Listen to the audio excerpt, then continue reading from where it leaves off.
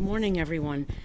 Welcome to the Wilson Center and to this distinguished panel on education, entrepreneurship, and innovation in the Americas. I'd like to thank my colleagues at the Inter-American Dialogue, Ariel Fisbein and Joan Caivano, if she's here, for their partnership in sponsoring this session. We know why these issues are important to the countries of Latin America if they're to take the greatest opportunity of what is provided by globalization, and indeed these issues are linked in numerous and obvious ways. Latin America today is home to world-class corporations, universities, and qualified professionals, yet according to a 2012 report by the Inter-American Development Bank, almost half of the 15-year-olds in Latin America cannot read at a minimum level on a standardized test, and 65% did not reach the minimum level in math. The region has made great strides in improving access to basic education, but overall the quality is poor and private education is prohibitively expensive.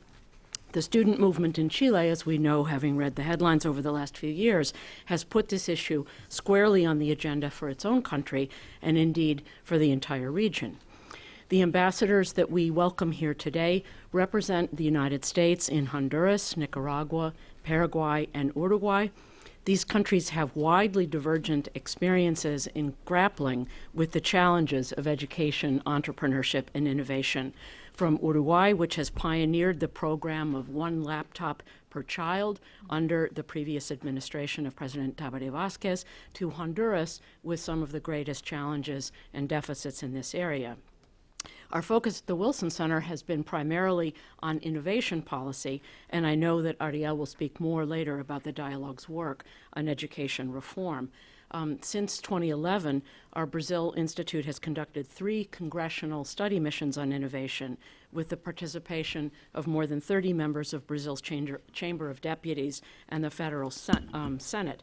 These seminars have taken place in Washington, Cambridge, Massachusetts, London, and San Diego, with partners ranging from MIT to the Sao Paulo Research Foundation, FAPESP. The Mexico Institute has also engaged in ongoing work with Mexican legislators on innovation policy. Before beginning, I'd especially like to thank Scott Miller of the State Department for helping us in organizing this session, Joan Caivano of the Inter-American Dialogue, Veronica Colon Rosario of the Latin American Program, and our intrepid interns, Catherine Moffett and Angela Budzinski. We will call on the ambassadors, I think, in the alphabetical order that their countries go in, not implying any ranking or hierarchy. You have their bios, and I'll just briefly introduce. The Honorable Lisa Kubitsky is the U.S. Ambassador to Honduras and previously served as Deputy Chief of Mission in Brazil. Next, we'll hear from the Honorable Phyllis Powers, U.S. Ambassador to Nicaragua, who is a career member of the Senior Foreign Service, has prior experience in Panama as ambassador, as well as in Iraq, Lima, Colombia, and other postings in East Asia and Southeast Asia. Julissa, I'm going in, I guess, in alphabetical order of their last names. Julissa Reynoso, I think pronounced as it Julissa for purposes of an American audience, No, but it's because of the Brazilian name. there you go. From, Now I understand. Brazilian soap opera. There you go. Okay, so I will make that the proper introduction. There you go. It's Julissa. I thought that this was just the anglicized form of Julissa. Has been ambassador to the Oriental Republic of Uruguay since March of 2012, and we all know from her many years as Deputy Assistant Secretary for Central America and the Caribbean at the Department of State, where she worked with Assistant Secretary Arturo Valenzuela. And then last but not least, Jim Thesson, who has been the ambassador to Paraguay since September of 2011, also a career member of the Senior Executive Service with prior postings in legal matters, human rights, refugee affairs, and political military affairs. Thank you again for joining us. Each of the ambassadors will make a brief opening statement of about 5 to 7 minutes, followed by your questions and a dialogue with all of you here. Thank you. Good morning, everybody. Thank you for your continuing interest in this hemisphere and in our relations with this hemisphere. It's very important from a U.S. point of view. It's very important to us, partly because 1/6 of the United States is Hispanic, and also because we have what I think are enduring trade ties and cultural ties and all of the rest. In general, in the State Department, in the United States government, and in governments around the hemisphere, I think there's a pretty deep appreciation now that education is very, very important. It's become a big focus.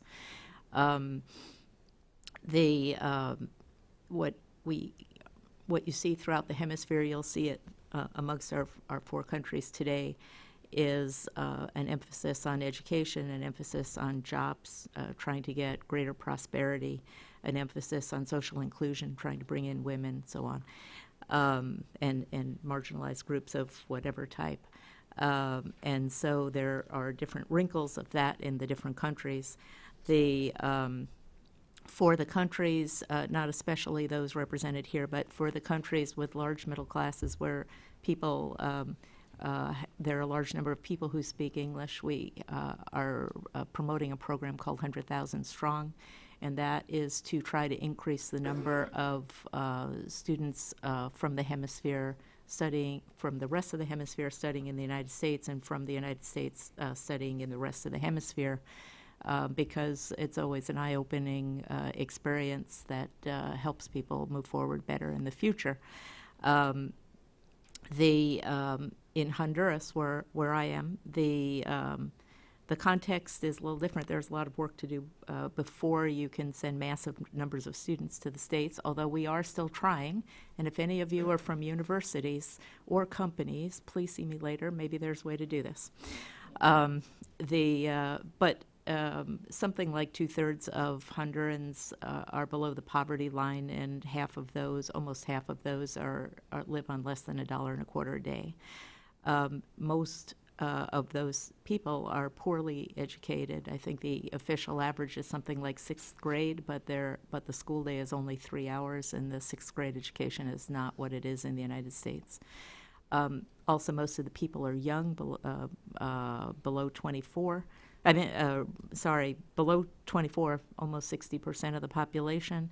And insecurity, as this is the part you probably already know, is prevalent in Honduras, and especially among young men, 20 to 24. The number is 318 per 100,000. That's 4 times the worst national rate in the world. But for that age group, it's terrible.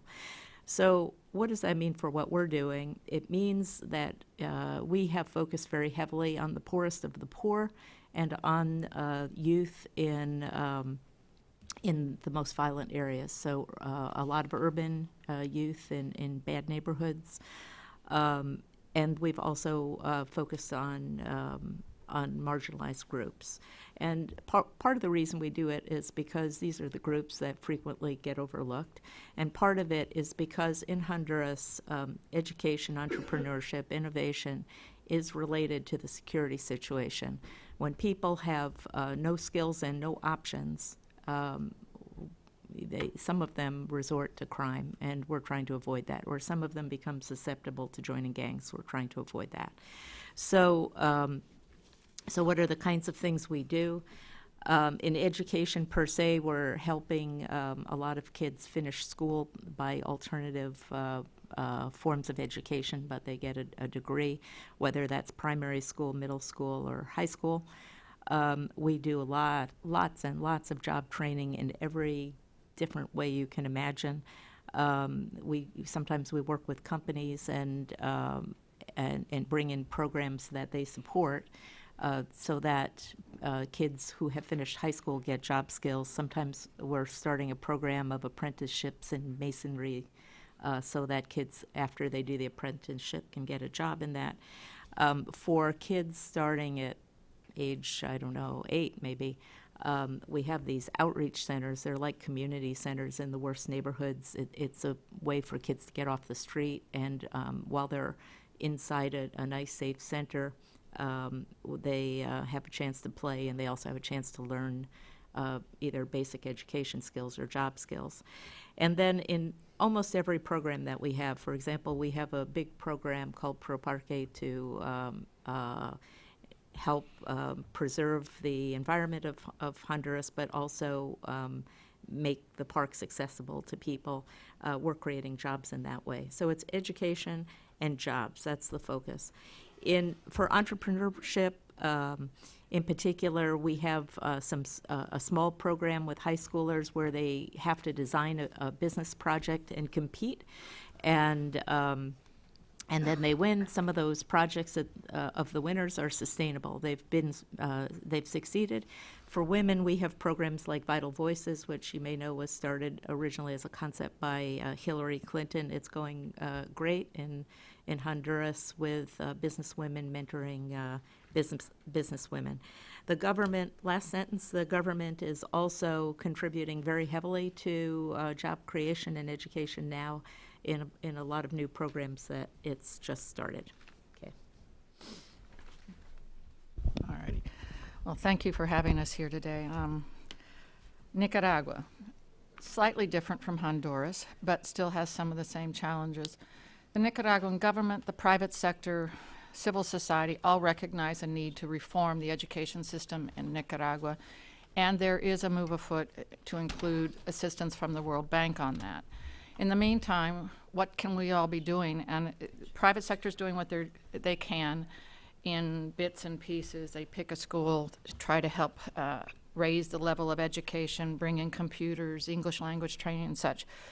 But for the U.S. government, we have very limited programs with the government, but we have programs that run parallel to what the government sees as their priorities. And we have focused a lot on the Atlantic coast, which doesn't have a lot going for it and is very vulnerable to narco-traffickers. So we have programs, Education for Success, reaching out to young people who have had to quit school for one reason or another and need remedial help to get back up to a level where they can read, write, and do basic mathematics, so they will be competitive for jobs and competitive for vocational training. This program has been very successful, and to include among the indigenous tribes where they have sent young people to the program to then come back and be trainers for the rest of the group. We've also had programs that have empowered small businesses to be more productive and be more inclusive. This program was an aid program that has recently ended, but one of the beauties is a program for exporters, small exporters that aid had funded years ago has taken over mentoring that program and keeping it going. So small producers are still getting the capacity building they need and moving forward with becoming competitive in an export market. But more important for me is what we've started doing to prepare this young generation, 75% under the age of 35 in Nicaragua and grossly underprepared to compete in the job markets of today, is to get them prepared. We've had 2 special trips down in the last year. One, a workforce development specialist from San Antonio, Texas, came down to speak with university educators, schools, private sector, about what their needs were and how they could help the universities become more agile in addressing the needs of the business sector. And then, with the help of Walter Bastian and the Department of Commerce, we had a community college educators mission come down to do more of the same, but to introduce the community in Nicaragua to the idea that not everyone needs to go to Harvard. Not everyone needs that Ivy League education. People need to know what they can or cannot do and how to get the skills they need to be competitive in the world. So we're doing that. We desperately need to increase English language training in this country, as I think we do throughout the region, so people can compete in the international market. And with 100,000 strong, my goal is to, with English language training, try to open up the possibility of an educational experience in the United States to Nicaraguans who can't afford to pay for it themselves. So what I'm looking for with the private sector and with the Nicaraguan community is ways that we can open the world to these young people who don't have that opportunity, even if it's just for a 1 to 2 month course or seminar in the United States so they get that experience and can have a better view of the world as they try to lift themselves out of poverty. Thank you. When I was thinking about this topic, I asked myself, why entrepreneurship, innovation, and education? Why not something like poverty reduction, medical care, and education? And as I struggled with that, I tried to go back to our basic goals, that we were trying to, in our foreign policy, reduce poverty. We're trying to expand economic opportunity for countries. We're trying to fight international crime. And ultimately, we're trying to develop democratic institutions. And when you look at the age cohort that you face in Latin America, and you look at the fact that there's 100 million people under the age of 25 years old in the Hemisphere, and in Paraguay, you look at the 70% of the population under 30, that draws you to these 3 points: education, innovation, and entrepreneurship. Because for the youth, what they need is they need the strong foundation to be able to progress into the society, to be able to get the dignified work, to be able to have a promising future, to be able to have hope. And that's why we start with these 3 principles, I think. How we should start, where we should start, will depend on each country. In some countries, reducing poverty is the first place to begin. And that's because so many people, and I can tell you story after story in Paraguay, where 12-year-olds, 15-year-olds have had to go to work rather than stay in school because they can't, that they need to help support the family. And then they're subject to abuse, they're subject to really falling permanently behind in the race to get a decent job and to be able to raise their standards of living. In other countries, emphasis on improving education is necessary. I think overall, all of these things are going to be important. How the mix is put together will depend on the country. We're going to have to improve education. We're going to have greater innovation. We're going to have to figure out ways for more job growth.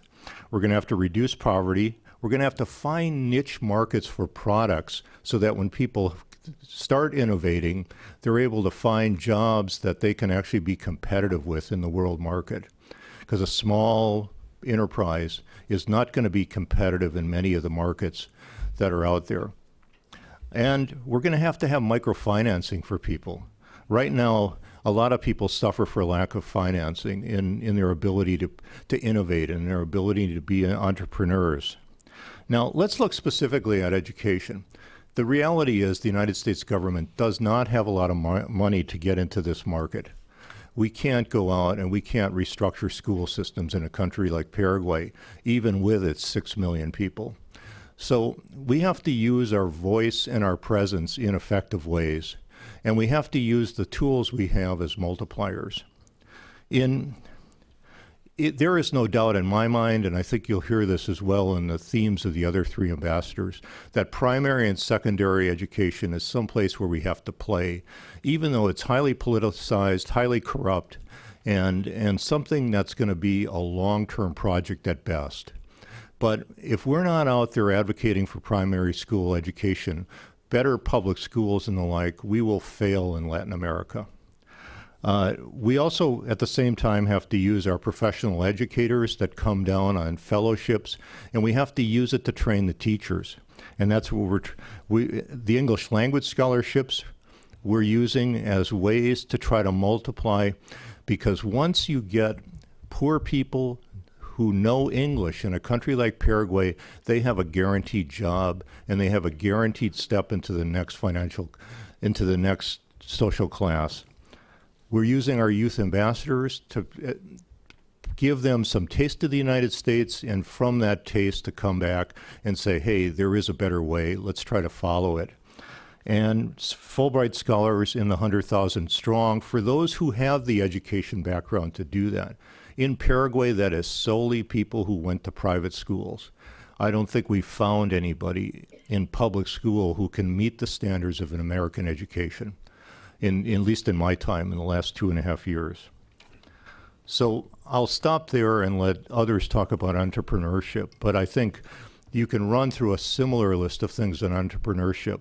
The lack of money is it's an obstacle, it's a challenge, but it's not a total barrier to advancement here.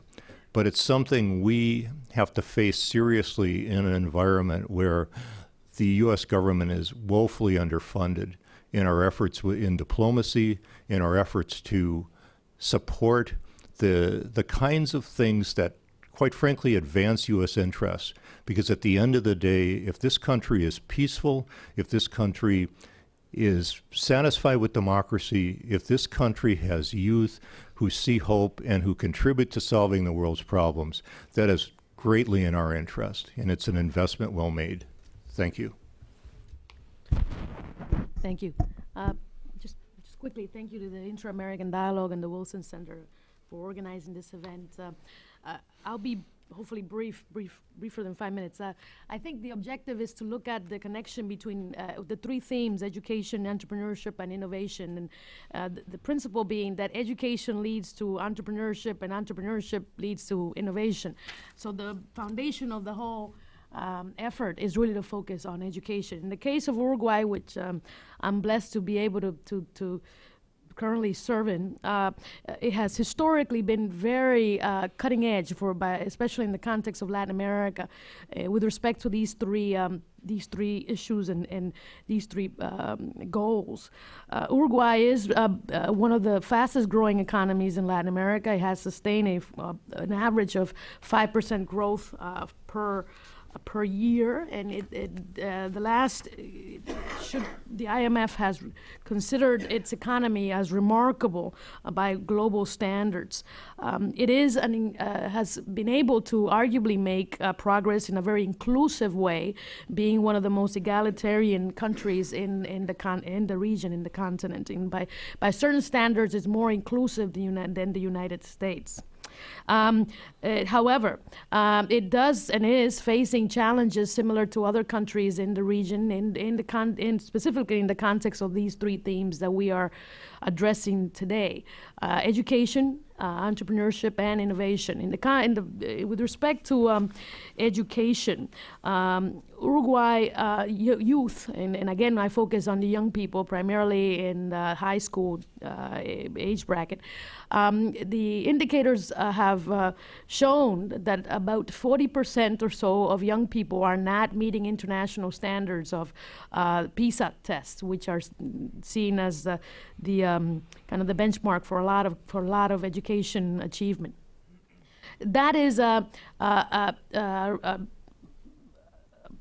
an issue of concern to the Uruguayan government, and the Uruguayan government is taking note of it and doing different things to try to address it. Of course, as noted earlier, they have the CEIVAL plan, which is a 1 laptop per child, which did become normal in the last administration. Over the last several years, there have been several efforts by the Uruguayan government to again tackle the education problem, which is seen as now by every candidate to the presidency.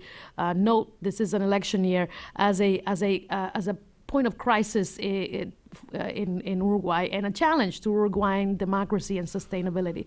Again, by Latin American standards, it's doing well, but by Uruguayan standards, it's not doing well. So besides the CEIVAL program, they have tried to modify the teaching program related to training teachers.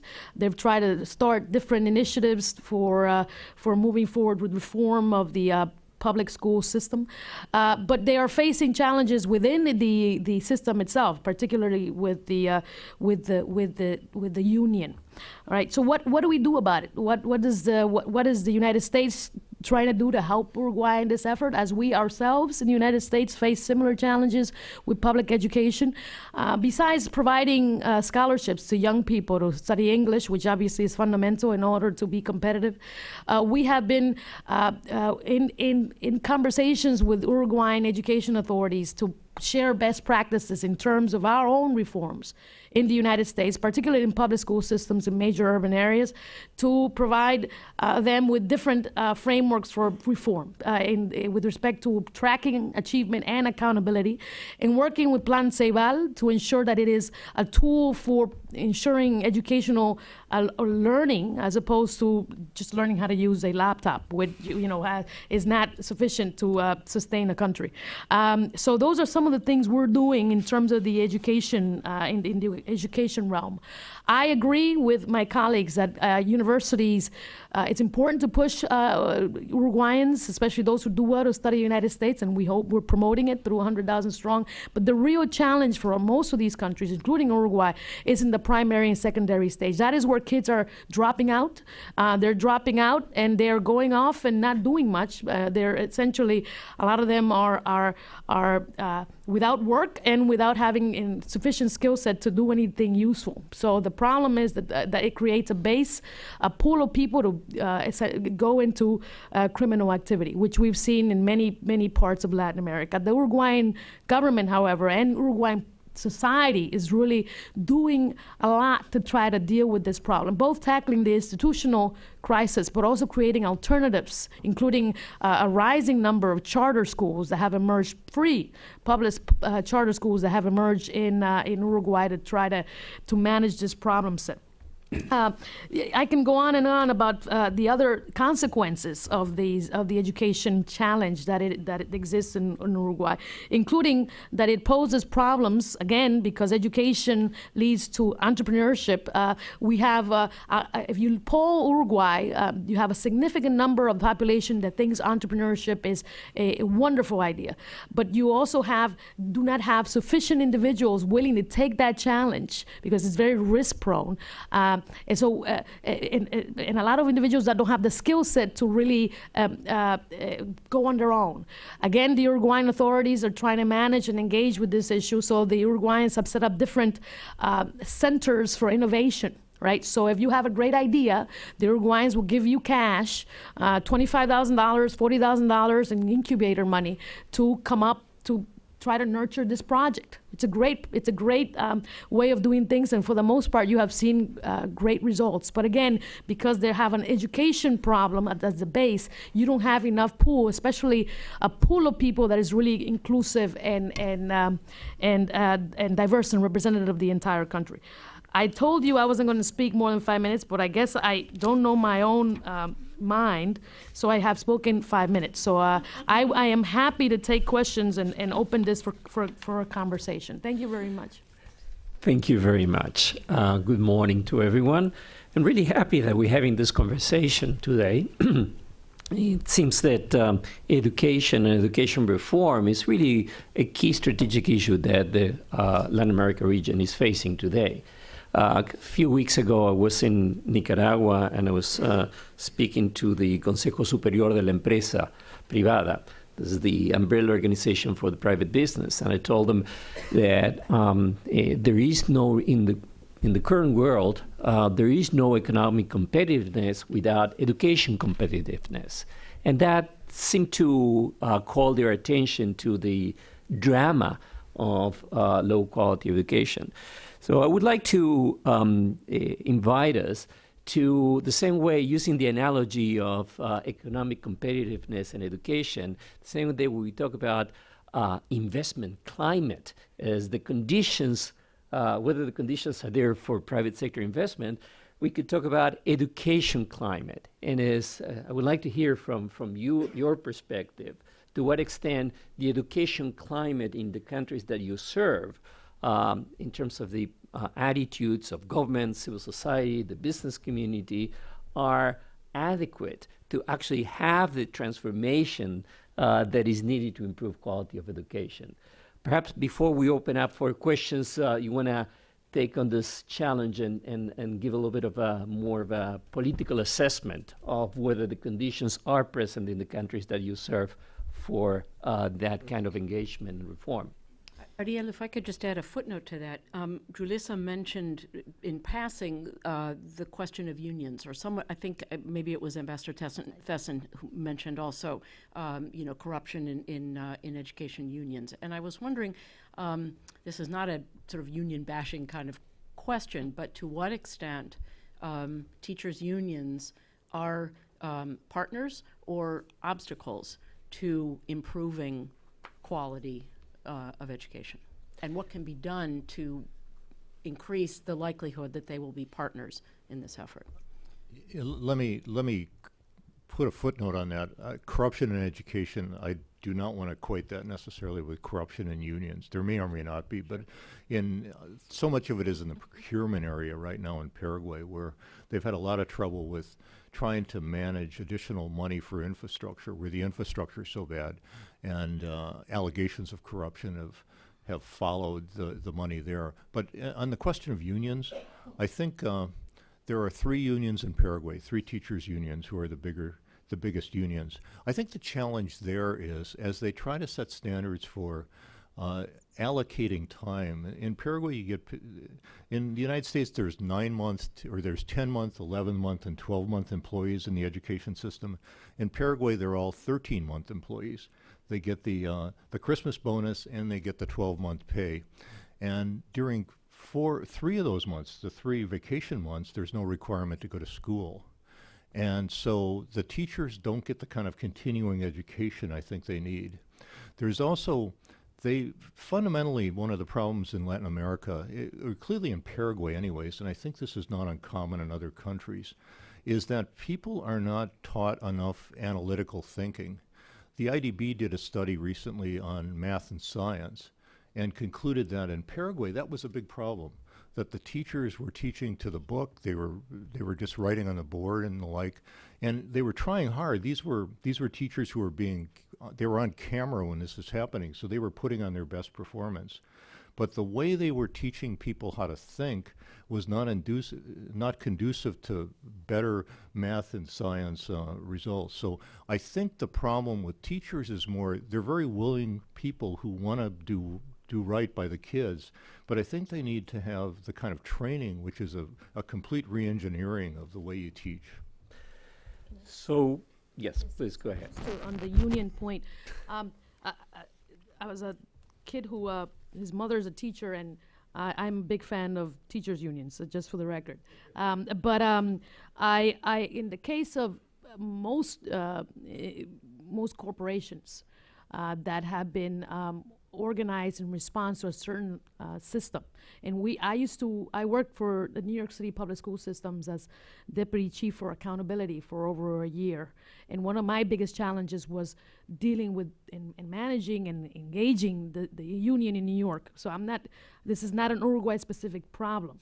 And so you have to create an accountability and incentive structure that would allow teachers and the corporation that represents them, which are these unions, to feel sufficiently interested and invested in the process to make sure that they're actually involved in the decision making of the evolution of the problem, of the solution to the problem.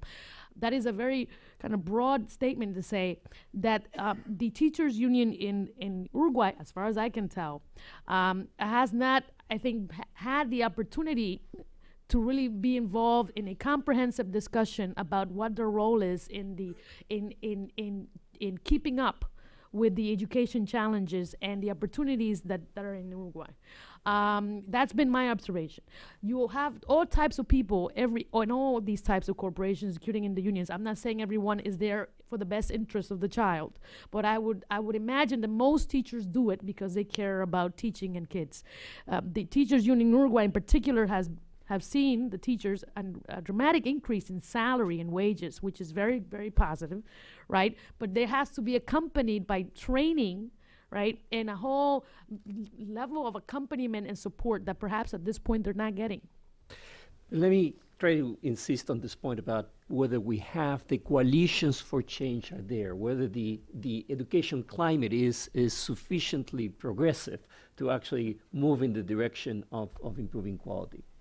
You know, when I first arrived a couple of years ago, they had not tested the performance level of kids on a nationwide basis, and they had not tested the performance level, or the knowledge level, rather, of the teachers.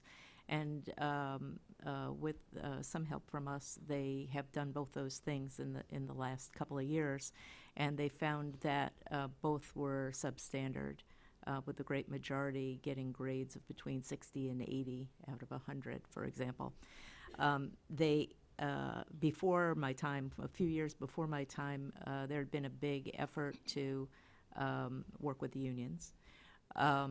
They have had for the last 2 years a really solid education minister, which speaks to your point. One of the issues was could they actually meet the requirement of children going to school for 200 days a year, 3 hours a day, 200 days a year. And this year was the first year they did that. And I think some of it has been because the rhetoric has become clearer from the government and from others that if you want to deal with insecurity, it does require some changes in education. And this particular education secretary has made a big effort to get parents involved in demanding school for their kids. And so I'm cautiously optimistic. I don't think it's as strong as it needs to be, but I do think it's a change from a couple of years ago. Okay, Nicaragua. Is there a climate for change in education? There is conversation about a need for change, but 6% of the budget of Nicaragua by law goes to higher education, the universities. And if you want to talk about a union, that's a union, and they are adamant that they're not giving up any of their 6%. I don't know the exact percentage of the budget that goes to primary and secondary education, but it clearly isn't 6%. We too have in Nicaragua a 2-shift for primary and secondary education, so you have children going either in the morning for about 3.5 hours, and another session in the afternoon. Parents clamor to get their kids in the morning session so they're not coming home at 6:30 at 7 o'clock at night, because they do have to transit from the school to home.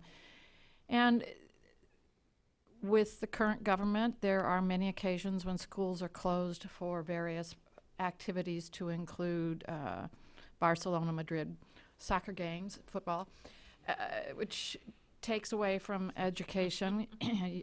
I don't think they're meeting the international standards of 200 days, because there are so many things between national holidays and other activities. Schools are closed a tremendous amount. There's also a shortage of teachers, teacher training, school supplies, schools, obviously, and the condition of the schools are such that we're not talking about one laptop per student in the schools.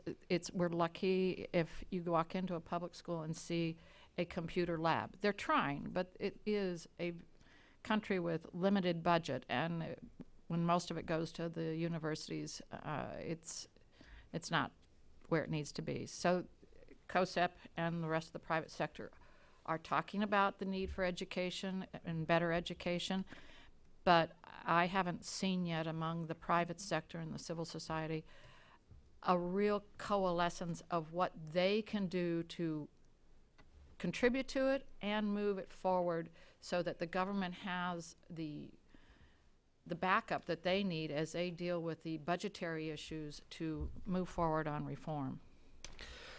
I think a number of very interesting issues are coming up already. It's both issues of resources, both level and distribution of resources, interests of various groups, the ability of government to actually run the schooling system. I think a number of very sort of powerful topics are coming up. Perhaps this is the right moment to open up for questions from the floor. Do we have microphones around? Microphones. If you could wait for the microphone and also announce who you are and who you work with.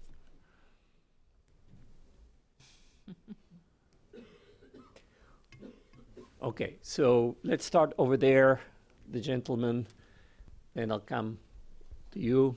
We'll take 3 or 4 questions and Yes, my name is Hernando Viveros. I'm from Colombia. And my question is about the education for the black communities in Honduras and Nicaragua and also Uruguay. Because the black communities don't have real access to education. And we have to talk about it. We need to know what the government doing and what we can support the issues. That's my question. Thank you very much. Yes. My name is Graciela Reyes. I am an independent consultant, but I'm a former representative of my country, Uruguay, to the Organization of American States. My question is for Ambassador Julissa Reynoso. About 2 days ago, while he was in Chile, President Mujica mentioned that our country, Uruguay, has the challenge to enter into the framework of developed countries. But for that aim, it must continue to address social injustice. And he mentioned as one of the programs, one called Uruguay Crece Contigo. Uruguay grows with you. Could you make some comments about this? Thank you. Thank you. You and then you. The gentleman here in the front. My name is John Osthouse, and I'm retired U.S. government civil servant. And I was wondering if any of the governments that you are credited to are interested in perhaps taking a shortcut to solving some of these problems by engaging with some of the countries that have done very well recently on the international PISA test and have been able to pull themselves up in a very short period of time to do very well. I'm thinking of the country of Poland, which in a period of 12 years is way up at the top now, coming from way at the bottom to increase its education performance of its students. And it tackled the unions, it tackled the longer school year, it tackled all these money and all these kinds of problems that your governments are facing. And I'm wondering, second part of that, if I may, I'm wondering if the international organizations like UNESCO and perhaps the United States government might use its good offices to put these governments together with countries like Poland that have been able to solve these problems in a relatively short period of time. Thank you. And the lady there in the back. And then just for fairness, we'll go to the back of the room. Hi, I'm Molly Harrigan. I work at a consulting firm here in DC. Clearly there's a need for strengthening of primary, secondary education, but what sort of dialogues, incentives are you seeing offered to the higher education sector and industry and private sector to really link up, drive innovation, disseminate technologies, et cetera? Thank you. And one final question in this round, the gentleman in the back. Then we'll come back to you. My name is Prosser Sterling. I'm from Oracle Corporation with the Government Affairs Office here in Washington. I'd like to address innovation, and innovation when we're coming up at the level of higher education institutions. Certainly one of the elements of innovation as we know it relies a lot on academia, relies on funding, relies on risk-taking, relies on capital. So could we address what there is of those elements that exist in Latin America today? It seems that there is a lack of risk-taking, a lack of Latin Americans investing in Latin America. And just to challenge what was said earlier, I don't think there are any world-class universities in Latin America. As a guy on the street, I've heard of Católica, I've heard of Monterrey Tech, all excellent institutions, but globally, nothing in Latin America ranks. Finally, there is the governor of Querétaro was in Washington about 2 weeks ago, and he was talking about having a relationship with the university in Querétaro, having a relationship with the Arkansas State University in an exchange of expertise, particularly in mechanical engineering. Could that also be addressed, the exchange between U.S. universities and Latin American universities? Thank you. Thank you very much. I think we have a very good group of questions. let's try to address them all, and I'll try to balance a little bit. Do you want to get started? I think there was a question directed to you on the Yeah. race issue, I think. There are three I could address if you wish. Education for Afro-Hondurans or Afro-descended people. It is not adequate, period. It's part of a bigger problem of lack of government services for communities in La Mosquitia and along the North Coast. Having said that, here and there are examples that are pretty interesting. And maybe the most interesting is the National Agriculture University, which has gone out of its way to ensure that it has students from all 298 municipalities, and that includes the ones in La Mosquitia and on the North Coast. And in that university, they also promote the cultural background, to try to make people feel proud of their background. And those kids come out with very strong agricultural backgrounds, not the entrepreneurial type, but the type to go back into their communities and do agriculture appropriate things in their communities. In terms of the PISA test, no, we haven't made that matchup. It's a great idea, and I will take it back. In terms of higher education, I think this is the group that would be appropriate, 400,000 strong. These schools tend to be cheaper than in the United States, but they're not cheap by Honduran standards. They need to do more, frankly. They need to have stronger research programs. They need to, but they're trying, and they've come a long way in a decade or two. Mostly, you see universities trying to reach out on their own a little bit, sometimes in short stints, to bring in expertise from the United States, medical expertise or whatever field they feel they want it in. And then finally, there is one really interesting example that I hope gets replicated, developed and replicated, which is LSU, which is Louisiana State University, has entered into an agreement with, I think it's with Unitec, to have a degree program where the first 2 years are in Honduras and the last 2 years are at Louisiana State. And that's an attempt to bring down the cost of the education and to have the international element in that university. That Louisiana has a close relationship with Honduras historically, and we need more of that. And this is the group for which 100,000 strong makes sense, and these are the kind of linkages we do want to support. Ambassador Powers. Okay. Education for Afro-descendants in Nicaragua. Similar situation to Honduras, but there are glimmers between programs that the UN are doing, programs that other diplomatic missions are doing with their donor funds, and we have programs on the Atlantic coast as well because, as I said earlier, it's a region at risk and needs all the assistance it can to keep their children out of the hands of the traffickers and other organized crime. And to that end, I must have signed over 150 letters to small universities, including historically black universities here in the United States, to see if they would be interested in partnering with the universities on the Atlantic coast. And we got some positive responses, and I'm looking forward to expanding that and seeing what we can do to help that sector of the population have a chance at a quality education. Dialogue with the higher education community and private sector on driving innovation. We have some conversations going on in Nicaragua with the universities and the private sector.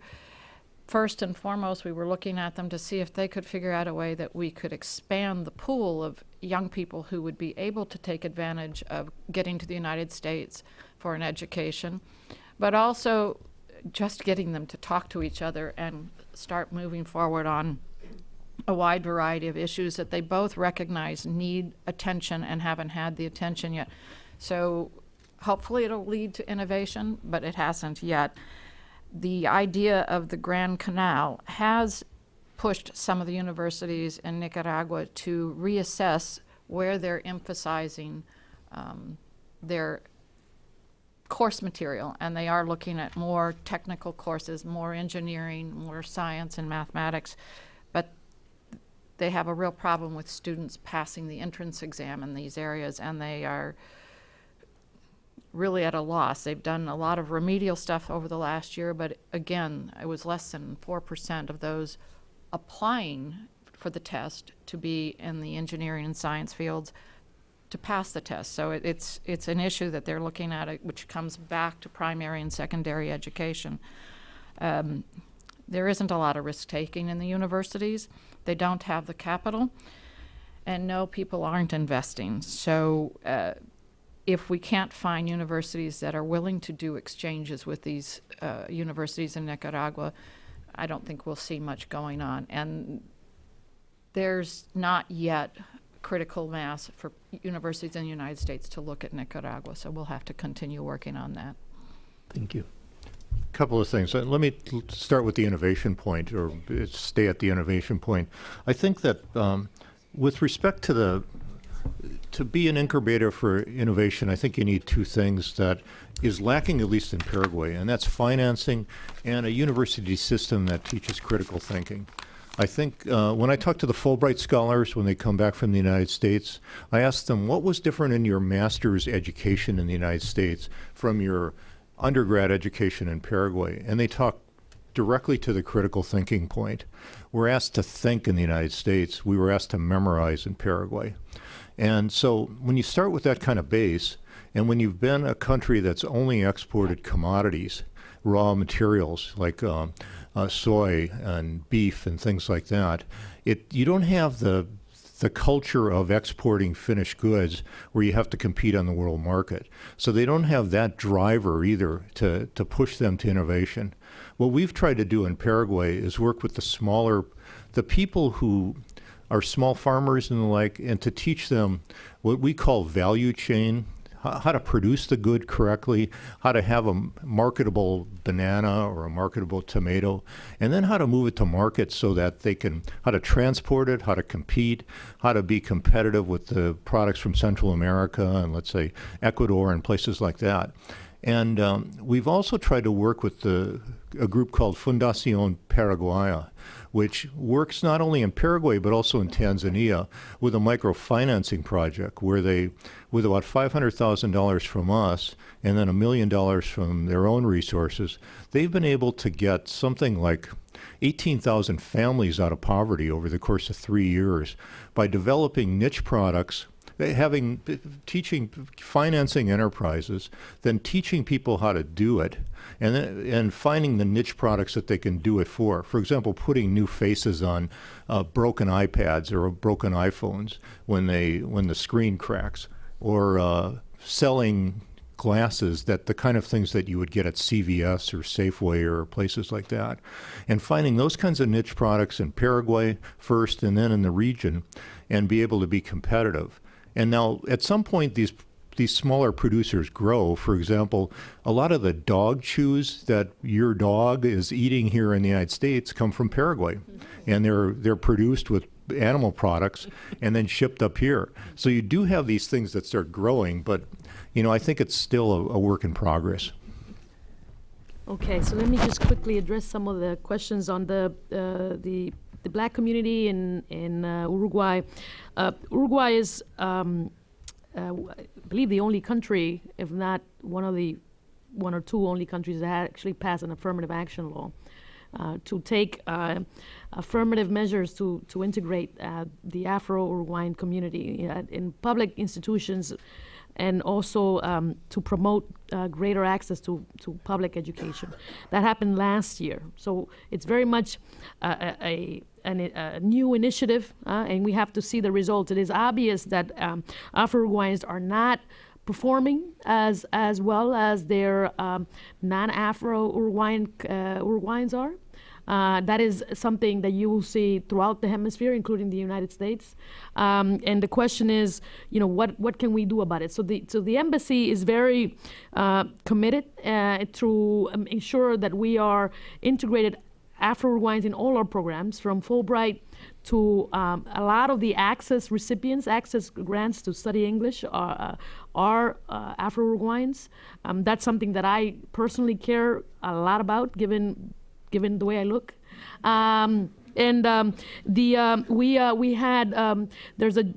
are 2 joint action plans currently in place, one with Colombia and one with Brazil, that I used to manage when I was at the State Department.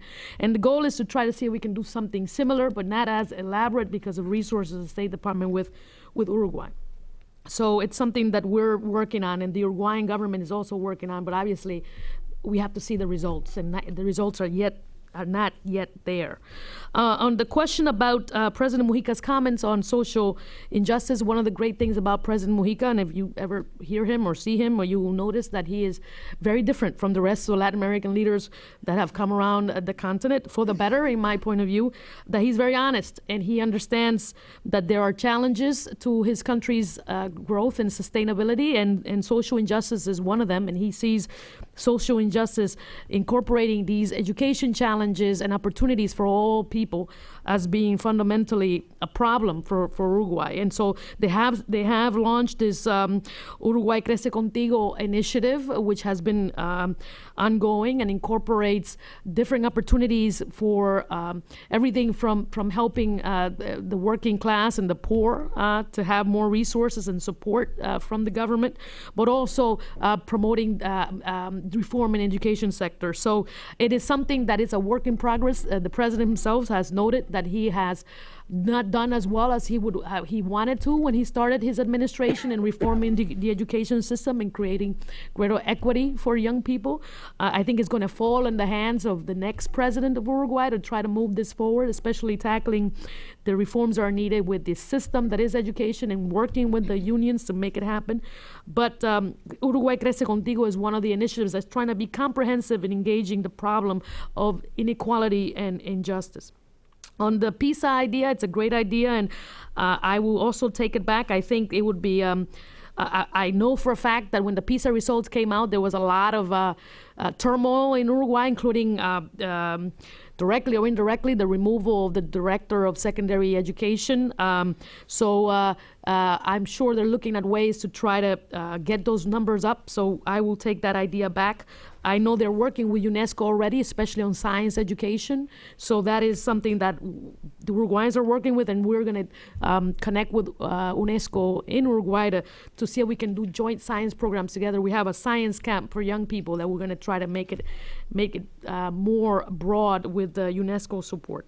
On incentives to the private sector, one of the things that exists in Uruguay is that you do have tax-exempt status for corporations, for certain organizations to support public education and those types of charitable programs, similar to what we have in the United States. And they have increased the number of companies and organizations that are involved in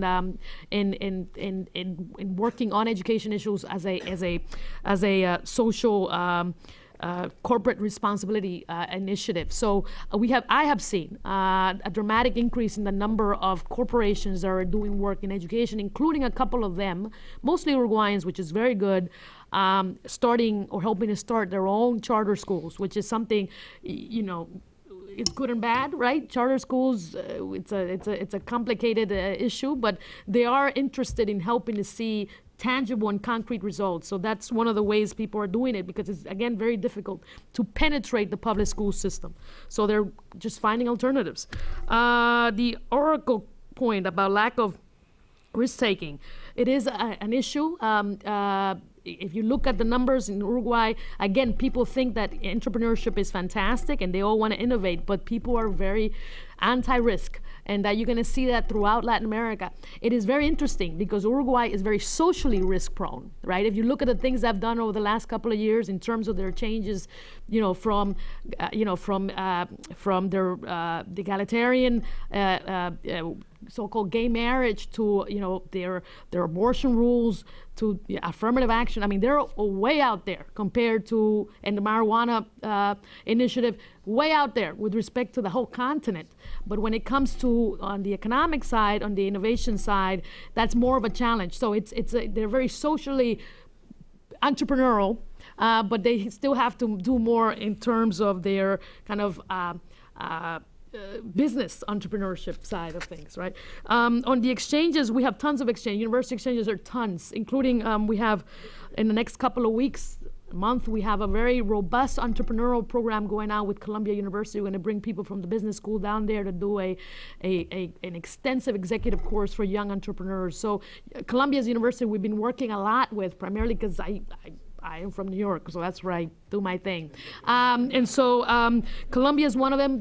We have the partnership for the partnership program with Minnesota. So you not believe how many people from Uruguay have had some contact with Minnesota. So everybody I run to is like they have a cousin. It's ridiculous. But the University of Minnesota is a strong partner of the University of La República in Uruguay and other universities in Uruguay as well. Thank you. You had an I had addendum. one very short comment about risk-taking in Honduras. There are entire sectors of Honduras that are not such great risk takers. But on the other hand, what we've seen through our agricultural programs, our Feed the Future program, which teaches farmers better farming practices and links them with markets, but they have to put up their own money. That we see that program is extremely popular because the farmers, they understand the risk, but they see that the program is successful. So that's an example. And with Vital Voices, which is a small program in Honduras, only 2 years old, but these aspiring women entrepreneurs are taking huge risks, and they're happy to do it. So even though there has been a culture that has been economically a little bit insular, I don't think you could say that everybody in Honduras is like that. I think there's a hunger to move ahead. That the question of education, there are a lot of cultural factors. I visited some kids who live in the dump, in one of the dumps around Tegucigalpa, and there's a school that has been set up mostly with donations from the United States for these kids who live in the dump. And the school pushes them really hard to be ambitious and have dreams and see that they can realize their dreams. But the cultural factors coming from their own families are, oh, you're 15, maybe you better get married, maybe you better go out and get a job, you can't really afford to stay in school. So there are both factors going on at the same time. And can I say there's another cultural factor, too, that in several of our countries, they had a dictatorship 25 years ago. And they were not, Paraguay, for example, has only been a democracy for 25 years in its entire history. They don't have a lot of history of critical and free thinking. Also, their universities are commuter schools. The kids don't hang around after school. They don't talk. They don't sort of test ideas and the like. They all have jobs. And they're doing this on the side. And that's true of almost I think it's true of every university in Paraguay. Can I just say one thing on the innovation side, just to clarify, that one area where there is a lot of innovation happening in Uruguay is on the agricultural side. It is remarkable what's going on in the countryside in Uruguay. I mean, a lot of it, I think, has to do with the fact that it's it's what they do, right? So agriculture is their bread and butter. And you also have a lot of Argentinians who have come to Uruguay to invest because of all the challenges Argentina has faced historically, and use a lot of innovative technology in Uruguay to move forward on innovation. You have real research institutions, some of the best ag thinkers in the world I have found in Uruguay, and including the fact that the UN, with the Millennium Development Goals, is now in the process, or I believe has already identified Uruguay as a case study of development with respect to agriculture. So. Although technology, say Oracle, and that type of vehicle is not maybe their thing right now, although they're working on it, if you look at agriculture, which by the way we need to eat, they are very far ahead of most countries, I think, in the world. Let's see if we can take a couple more questions. You and then the lady there in the back, and we'll see how it goes. See how hard they are. Hi, my name is Stacy Brown from the International Republican Institute. Thank you for the discussion today. My question is directed at Ambassador Powers, but I would love to hear everyone's thoughts. In Nicaragua, we've seen a lot of the higher education students either being educated in Nicaragua and then leaving and taking their new skills and their drive and their determination for change other places, or they're educating in the United States and do not come back. And I was wondering how we can create sort of a culture of bringing that will encourage those students to come back and advocate for change in their country, whether it's in the business sector or addressing some of the political issues. Thank you. Let's take two, and then we...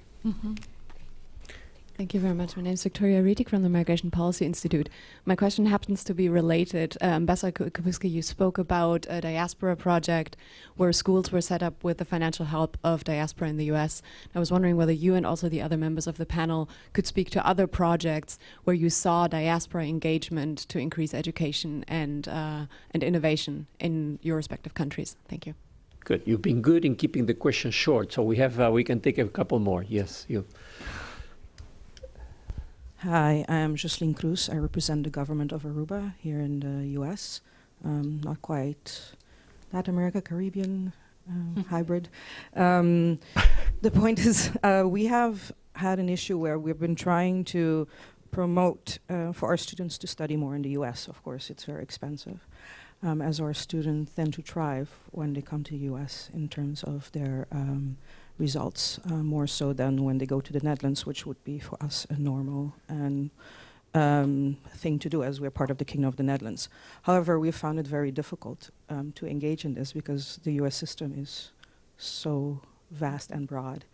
And I'm just wondering in terms of two things, sharing best practices. It's nice to share best practices, but how do you have like a center for this, or how do you really share it with everybody? And I think that has been the challenge for myself. I've had my interns do studies on how to increase possibilities for our students to study in the US because of necessity. And from the US, the mission that we have, the representation that we have for the islands is extremely small, so they cannot handle education as well. So from here, we have to do our work to try to go through this whole big bureaucracy and system that the U.S. system is ourselves. So that's not easy. The willingness is there, but it's not easy. And so to be very specific, one question will be, how do you really share effectively best practices, and how do you really increase access for these countries to U.S. 100,000 strong, teachers, but countries don't know about this. It's not really disseminated very well. So there's a lot out there, but I think a big challenge is the information sharing and how it really gets down to different levels. And how do you think that you, as representing the U.S. in different countries, how do you think that these issues can be best addressed? Thank you. Okay, let me see. You've been raising your hand for a long time in the back. Thank you very much. I'm George Papagiannis with UNESCO. And so UNESCO has been mentioned several times, and I do have a question first, and that is I would like the panel, if they could, to explore a little bit more what can be done with ICTs for education. The program in Uruguay, you raised the challenge of just not handing out laptops, but it asks actually, what do you do with them and how do you use them as an educational tool? In addition to the gentleman who raised the issue about potential partnerships What's an with ICT? Information communication. Okay, good. Information communication technologies. The gentleman who raised the issue about partnerships potentially or best practices being shared between countries, I would say that we would certainly be open to that at UNESCO, and we'll look at opportunities in which that could be undertaken. In addition, we have a number of programs already in place in Latin America that are very strong in education, and I encourage the ambassadors to look and reach out to to the UNESCO offices there, or I can share my card with you and facilitate that. In addition, despite the fact that the U.S. cut its funding to UNESCO in 2011 when we admitted Palestine with full membership rights at UNESCO, we work very well with the United States and continue to develop and deepen our relationships. At Penn State, we recently just initiated a program with a professor there on youth empowerment and leadership, and I can make the introductions there as well. Thank you very much.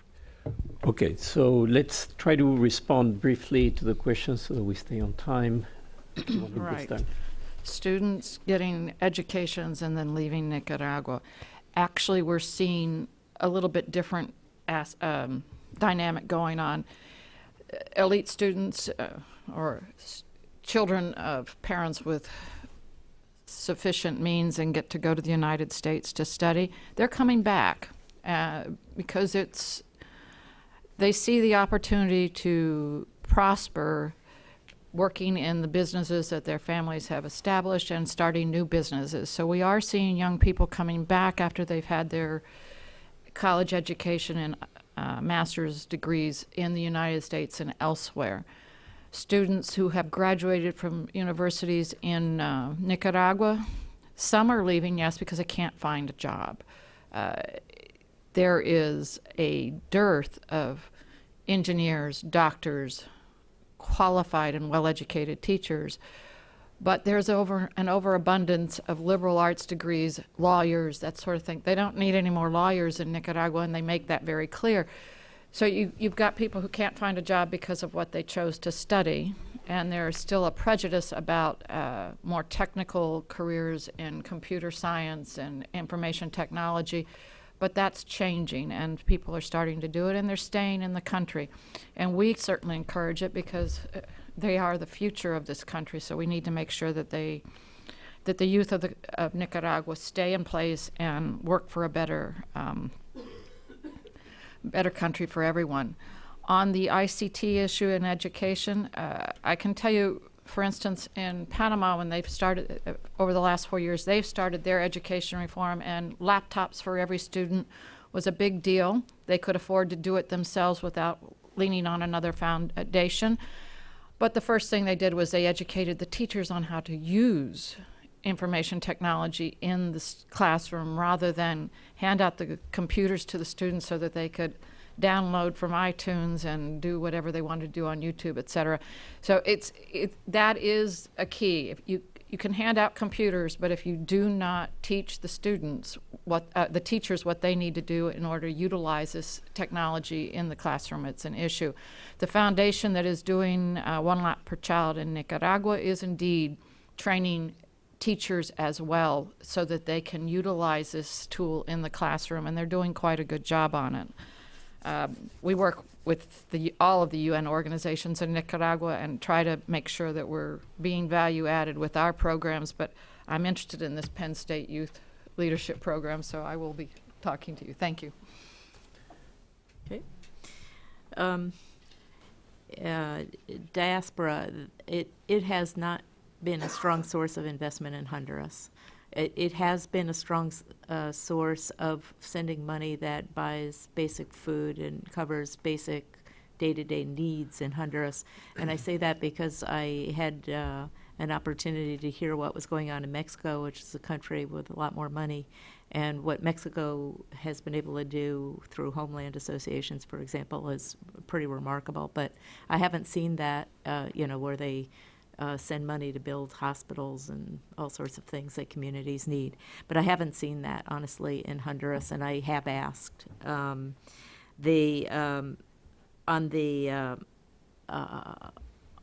On technology training, let's put it that way, the government has a program that they offer, and that's always offered in our outreach centers, or the outreach centers that we organize with the local communities, to teach computer skills. And I know it's a strong interest of the government, but you have to remember you're also in a country that is struggling to have enough schools in the first place, and also struggling to make sure that the electricity needs of the country are covered. So it's something that's at an early stage. It's something the U.S. government does encourage. We install computer labs where it's appropriate. but it's not all that developed yet. In terms, a more general comment in terms of people leaving their countries, of course there's a lot of global migration, but I've also seen over the course of my career that countries that were always known, or places that were always known for sending people abroad, Taiwan, for example, that when the economy in the United States worsened and the economy in Taiwan improved, all of a sudden you had a reverse migration back to Taiwan. So I don't think these trends are permanent for everybody, and I suspect, but it's only a hypothesis, that it's because you're always more comfortable where you grew up, and if you can be prosperous in your own country and with your own family all around you, why wouldn't you do that? So I don't think those trends are permanent. I think they depend on what's going on in each country.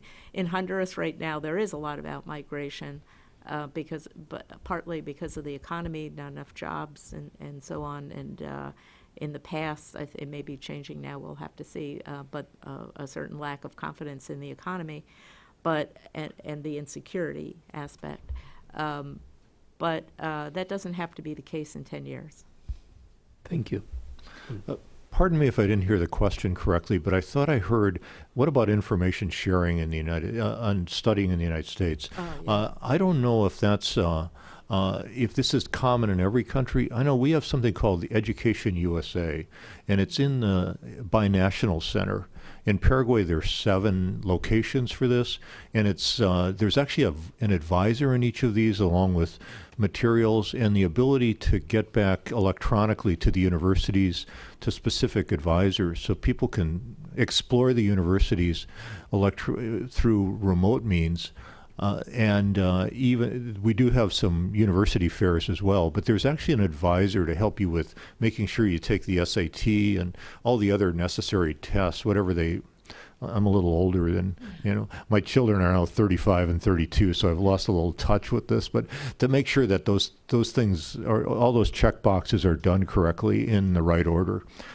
With respect to leaving the country, I think we don't have that experience in Paraguay. They go away. We have actually an arrangement. That Paraguay has an arrangement with Kansas, and I think it's because originally one breed of cattle comes from Kansas to Paraguay, and it thrives. And so there's been interchanges through the agricultural schools and that. And so people get in-state tuition in Kansas. But I have not heard of people staying in Kansas. They come back. It may be because the climate is quite different. But I think the serious answer is that family ties, if they don't end up marrying somebody from the United States in Kansas, I think the pull back to Paraguay is overwhelming. So people are coming back. And there's a great love of country, and the family unit is so important in Paraguay. And as long as that stays the same, I think there will be a great attraction to come back. Thank you.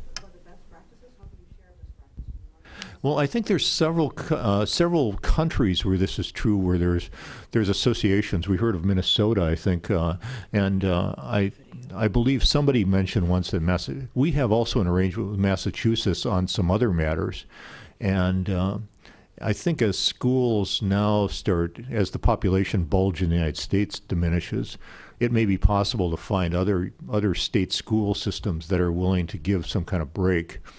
It's always hard to get anybody to get in-state tuition when they're not from in-state.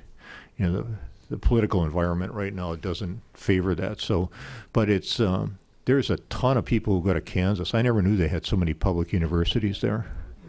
Quickly on the sharing best practices, Aruba, I think, is in a special. I used to cover the Caribbean, so Aruba is in a special place because we don't have a mission per se there, and I can tell you, you probably don't have a Education USA representative there. I think what you should do is reach out to Caribbean Affairs and ask to speak to the ECA representative.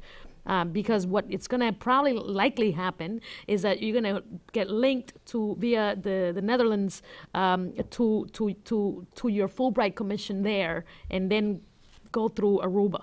But maybe there's a way to do it, because a lot of there's several islands who are in a similar situation as you, to do it directly with Caribbean Affairs. So that's one way to do this. An additional way that I've learned from the Uruguayan context and also from the Brazilian context is that it definitely helps if the local government is willing to help with scholarships, meaning put money towards scholarships, I mean, even if to do it, 50-50, because we have an arrangement. The Fulbright Commission in Uruguay has an arrangement with the Uruguayan government. The Uruguayan government has put millions of dollars into graduate fellowships to study in the United States, and we, the U.S. government, obviously also put funding. So it's a very special arrangement, and the Brazilians are doing it too. It's not common in a lot of countries in Latin America, but it would help if you want to promote study, if you all are willing to also put funding into the scholarship program.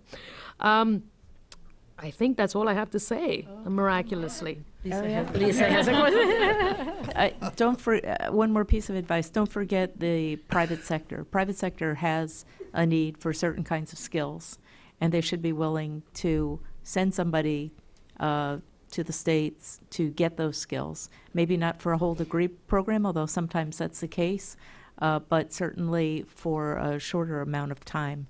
In Honduras, I know of a bank that just put up the money for, I think, 6 scholarships, full scholarships, because they hope to have people that have certain kinds of skills.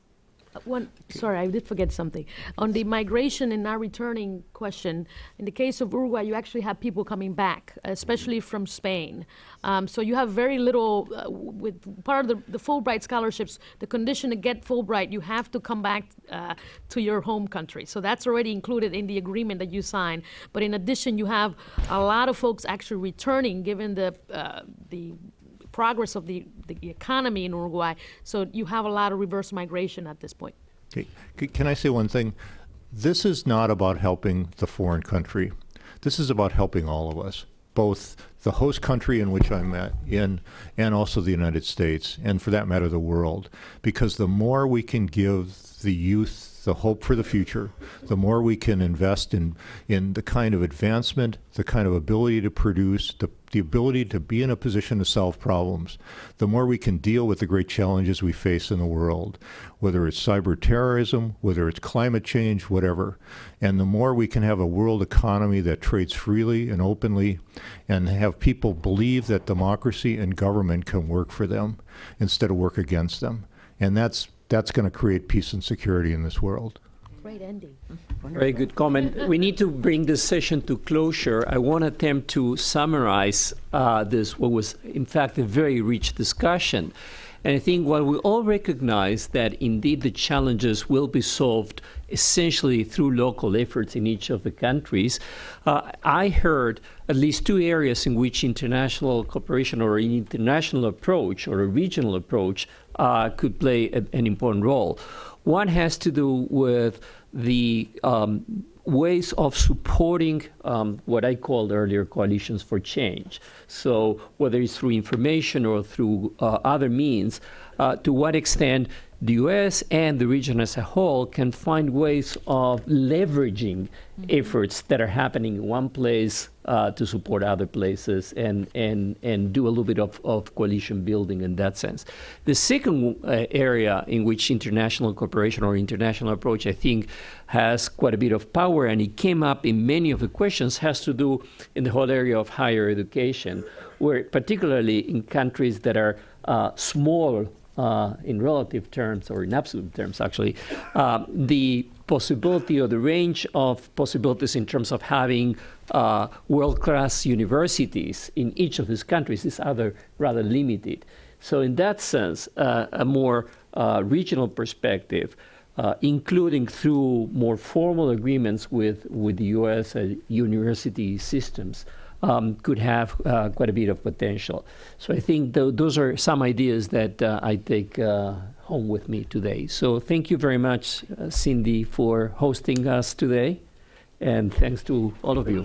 If I could just make one final comment, I'd like to recognize Ambassador Carlos Pita of Uruguay, who has joined us this morning, and also all of you who have made concrete suggestions and people want to follow up. If you could come quickly up to the front, because I know the ambassadors have other things to do today and will probably be whisked out of here on short notice. Please join me in thanking Ambassador Kubicki, Ambassador Powers, Ambassador Thesson, Ambassador Reynoso, Ariel, for this.